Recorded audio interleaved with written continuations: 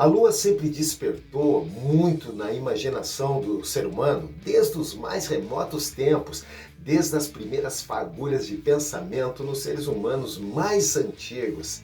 Muitas dessas histórias viraram mitos, lendas e muitas delas viraram literatura. Que histórias são essas? Bem-vindos ao canal Leitura Pop, eu sou Paulo Boca Nunes e nesse vídeo eu vou falar sobre 10 viagens à Lua na literatura antes da chegada do homem à Lua em 1969. Vamos embora pro vídeo.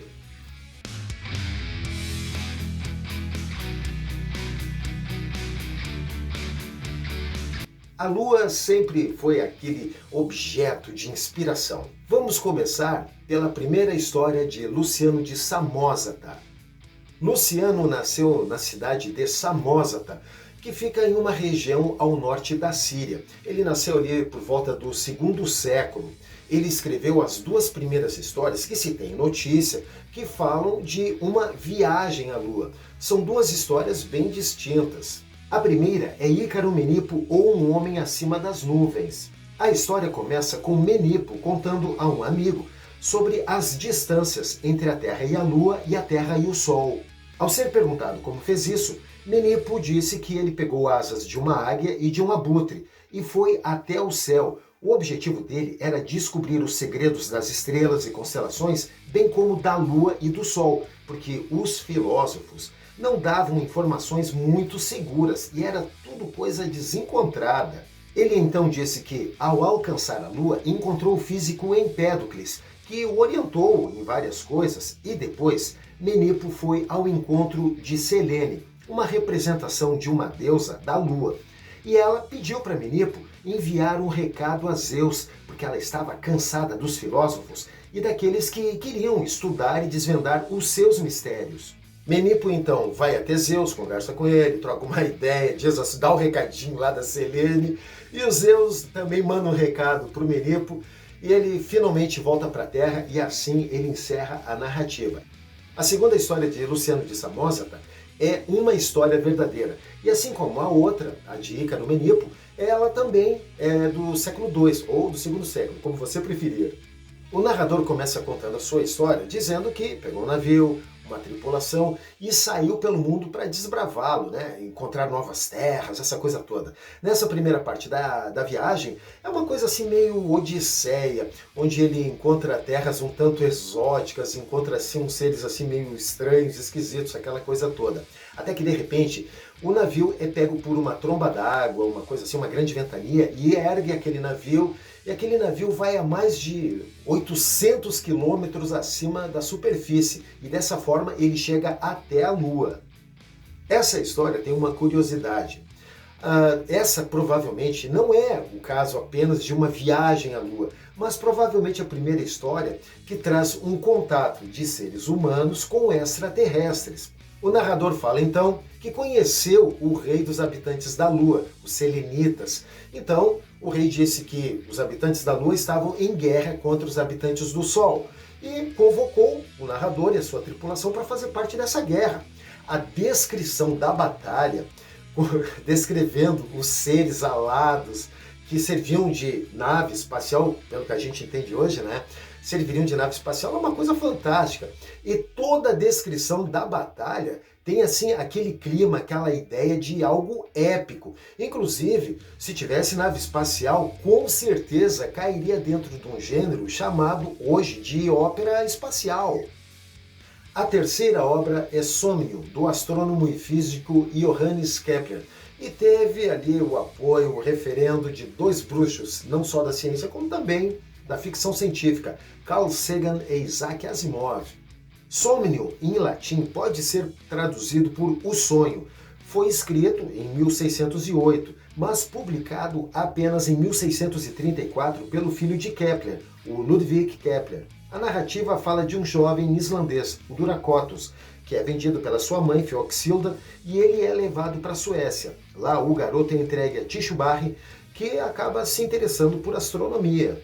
Depois de alguns anos, o Duracotus volta para a Islândia, reencontra a mãe, e ela diz para ele que ela consegue invocar algumas entidades que ela chama de Daemon, que podem levá-la para onde ela quiser, a hora que bem quiser. Então, ela invoca o seu Daimon favorito e ele aparece e diz a Duracotus a distância entre a Terra e a Lua e que há um portal que pode ser aberto e levar até a Lua, que ele chama de Livania. Chegando à Lua, ou Livania, o Duracotus tem informações muito científicas de distâncias, de aquelas coisas de eixos ali dos polos da Terra, da Lua, como é que funcionam essas coisas ali, quando existem os eclipses, essa coisa toda de astronomia. Não chega a ser uma história de aventura, como foi com o Luciano de Samosata, principalmente na segunda história dele, Uma História Verdadeira.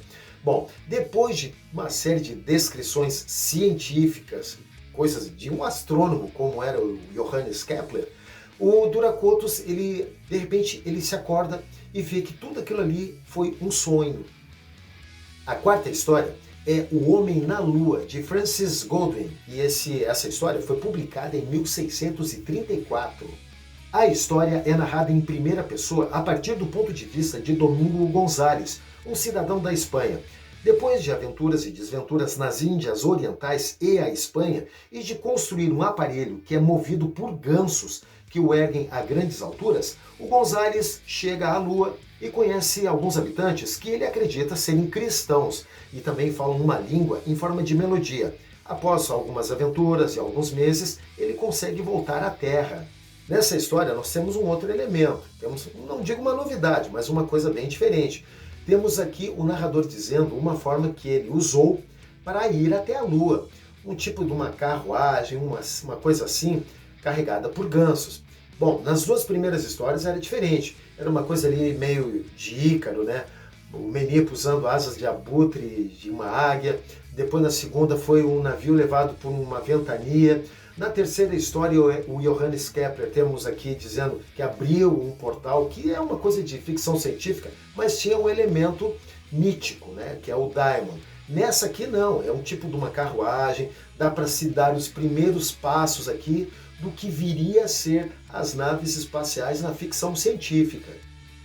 A quinta história é Viagem à Lua, o Outro Mundo e os Estados e Impérios da Lua, de Cyrano de Bergerac, uma história de 1657. Essa obra do Cyrano de Bergerac é uma obra satírica. Ela não tem assim, a menor intenção de fazer uma coisa séria. Também nada a ver com uma ficção científica assim, muito séria, nada disso. O personagem narrador, ele diz como é que foram as tentativas dele ir até a Lua. Primeiro amarrando frascos cheios de orvalho à cintura, depois criando ali o tipo de uma carruagem movida por pássaros e não dando certo também. Ele faz várias descrições e análises e comentários sobre, vamos dizer assim, os aspectos científicos da sua época. Claro que sempre levando tudo para o lado cômico. O narrador descreve como é que foi a última tentativa dele. Ele construiu algo parecido com uma carruagem e que isso era impulsionado por foguetes. E dessa forma ele alcançou a Lua. E aqui nós temos o primeiro indício da primeira nave espacial a alcançar a Lua, ou a primeira nave espacial numa ficção. O narrador segue a sua narrativa dizendo que, ao chegar à Lua, encontrou alguns personagens bíblicos, como Elias, Adão, Enoque, Acabe, e que ele também chegou a conhecer os selenitas, habitantes lunares, que são aqueles mesmos lá da História Verdadeira do Luciano de Samosata. O narrador vai descrevendo depois o resto da sua viagem, seguindo assim uma ideia meio Viagens de Gulliver. Ele vai também fazendo alguns debates e reflexões sobre filosofia, sobre ciência, mas tudo indo por um lado cômico, nada a ver com uma coisa que nós conhecemos hoje por ficção científica, vamos dizer assim, um pouquinho mais séria. A sexta história é Da Terra à Lua, de Júlio Verne, e foi publicado essa história em 1865. Quem gosta de ficção científica, com certeza já leu alguns livros do francês Júlio Verne, principalmente os mais significativos que envolvem a ficção científica. E se você já leu algum livro dele, deixa aqui no comentário aqui embaixo quais os livros que você já leu de Júlio Verne e quais o que você mais gostou, ou qual o que você mais gostou. E também, se você gosta de ficção científica e gosta desse assunto que a gente está tratando aqui nesse vídeo, já aproveita e já deixa o teu like, teu joinha. E se você não é inscrito, aproveite e se inscreva no nosso canal e acione o sininho de notificações para o YouTube te avisar quando a gente subir um vídeo novo. Mas agora, voltando para Júlio Verne. O romance Da Terra à Lua é considerado um dos precursores da ficção científica e narra a história do Gun Club, uma organização norte-americana especializada em armas de fogo. O grupo idealiza construir um enorme canhão para arremessar um projeto em forma cilíndrica até a Lua e assim levando alguém lá dentro. Um aventureiro francês, Michel Ardan, se candidata a astronauta e depois outros 2 membros também se apresentam para essa grande aventura. Depois dos preparativos, os 3 são colocados dentro do projétil, que é colocado dentro daquele gigantesco canhão, arremessado, só que aquele projétil não pousa na Lua, ele fica girando ao redor da Lua, em órbita da Lua. E ali temos um problema, porque os 3 astronautas têm mantimentos apenas para 2 meses. A história termina desse jeito, os 3 não pousando na Lua. Essa história é completada num outro romance de Júlio Verne, algum tempo depois, chamado Em Redor da Lua, quando mostra o retorno dos 3 até a Terra, sem, como eu disse, ter pousado na Lua. A 7ª história é Os Primeiros Homens na Lua, de Herbert George Wells, romance publicado em 1901. O romance segue 2 personagens, o Bedford, um empresário que narra toda a história, e o Cavour, um cientista muito excêntrico. Os 2 se conhecem quando o Cavour está fazendo experimentos e acaba por descobrir um novo material, o cavorite, que anula a força da gravidade. O Cavour diz para o Bedford que quer construir uma nave espacial feita de algumas partes desse cavorite e dessa forma fazer uma viagem à Lua. O Cavour consegue convencer o Bedford a ir junto com ele. Então, os 2 vão até a Lua e lá eles entram em contato ou conhecem uma civilização de uns seres lá que mais parecem insetos. Eles têm uma série de dificuldades, de problemas. O Bedford volta para a Terra e o Cavour fica. Mas o final mesmo, ele é bem surpreendente. Claro que eu não vou contar porque quem não leu o livro vai ter que ler. Mas também sobre esse romance eu vou falar num vídeo só para ele. A curiosidade sobre esse romance, Os Primeiros Homens na Lua, diz respeito à crítica do Júlio Verne. O Júlio Verne não aceitou essa ideia do H.G. Wells ter inventado uma coisa totalmente saída da imaginação para levar uma nave espacial até a Lua. Enquanto Júlio Verne afirmou que ele trouxe elementos do mundo real para mostrar que o homem poderia ir à Lua através de alguma coisa usando a ciência conhecida. Enquanto que o H.G. Wells, ele criou uma coisa totalmente fictícia, um elemento que não existe, uma coisa totalmente saída da imaginação. Foi bem polêmico isso, mas a obra do H.G. Wells teve o seu grande valor e faz parte de um dos clássicos da literatura de ficção científica. A 8ª história, na verdade, não é uma, são 2. E não é bem assim um romance. É uma HQ, Tintin Rumo à Lua e Tintin Explorando Lua. 2 obras publicadas em 1953 e 54 pelo cartunista Hergé. Essa história, de um modo geral, resumindo, é assim. O professor Girassol estava envolvido num projeto de construção de um foguete para ir até a Lua. Era um projeto de um país fictício.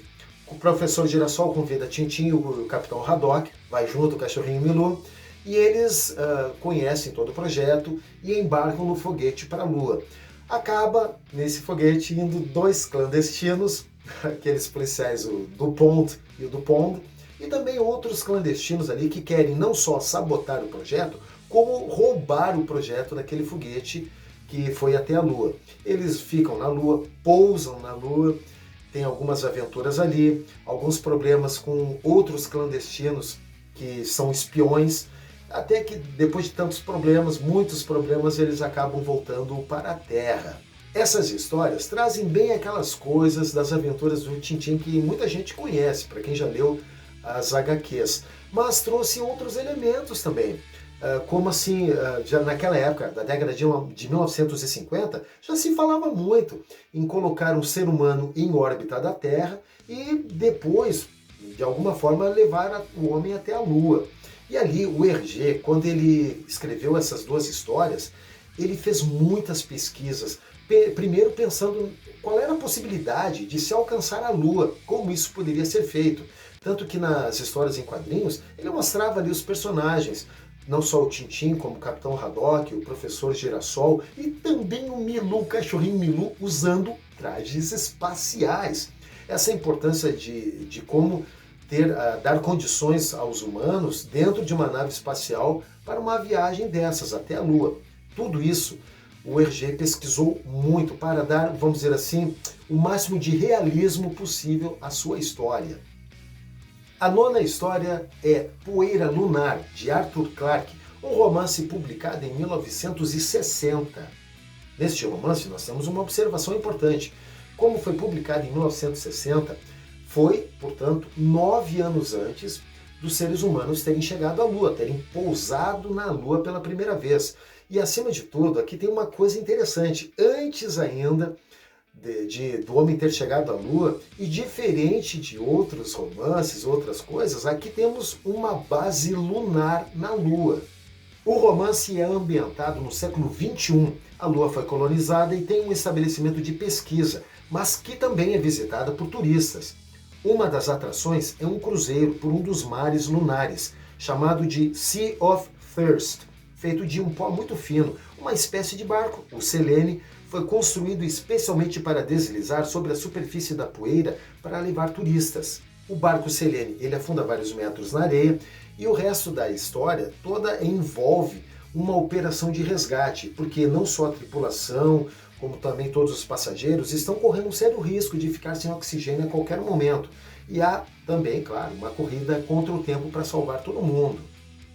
A 10ª história é Missão Stardust, que faz parte da série Perry Rhodan, que foi publicado o seu primeiro romance, Missão Stardust, em 1961. Essa série alemã de Perry Rhodan, ela envolve vários ciclos, cada ciclo ali de 25, 50, 100 romances. Esse Missão Stardust, ele fala de uma missão tripulada à Lua, a primeira missão levando os seres humanos até a Lua. E essa missão era comandada pelo Major Perry Rhodan. E lá eles encontram uma nave espacial, acabam fazendo contato com os tripulantes daquela nave e chegam a conhecer que são chamados os Arcônidas, do planeta Arcon. Depois de algum tempo, o Perry Rhodan acaba se apropriando dessa tecnologia dos Arcônidas, ele acaba voltando para a Terra e ali ele passa a desenvolver um projeto de unificação da humanidade para acabar com as guerras e partir de uma unificação para levar a humanidade até outros planetas. Essa série Perry Rhodan, atualmente, ela já ultrapassou o número 2300. Há uma confusão com essa série, que deixou de ser, vamos dizer assim, editada no Brasil por um tempo, voltou, mas parou de novo, parece que vai voltar a ter algumas novidades dessa série. Mas sobre isso, sobre essa série Perry Rhodan, como eu já disse em outros autores, também é um outro vídeo. Aqui eu vou dar uma informação bastante bacana. Tem no YouTube alguns vídeos que são baseados em algumas dessas histórias que eu falei. Por exemplo, aquele do Júlio Verne, da Terra à Lua, tem das histórias do Tintim, que tratam dessas mesmas histórias que eu falei, de Viagem à Lua, e tem também uma adaptação de Missão Stardust. É um filme alemão, não tem legenda e nem tradução. Eu vou deixar depois aqui na descrição os links para você assistir depois, se você quiser.